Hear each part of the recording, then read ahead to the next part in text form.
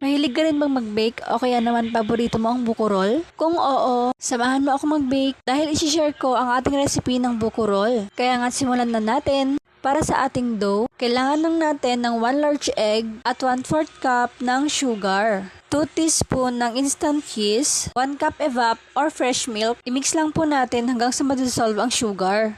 Then mag-add na po tayo ng 1/4 cup ng oil. Maglagay na rin po tayo ng half teaspoon ng salt at 3 cups ng all-purpose flour at sinalang ko na po sa ating mixer. Kung wala naman po kayong mixer ay okay lang. Masahin nyo lang po ng 10 to 15 minutes. Ilang minuto nga lang at naging ganyan na ang ating dough. Pag ganyan na nga ay pwede na tayo maglagay ng 1 tablespoon ng butter or margarine. At sinalang ko lang po yan ng another 5 minutes.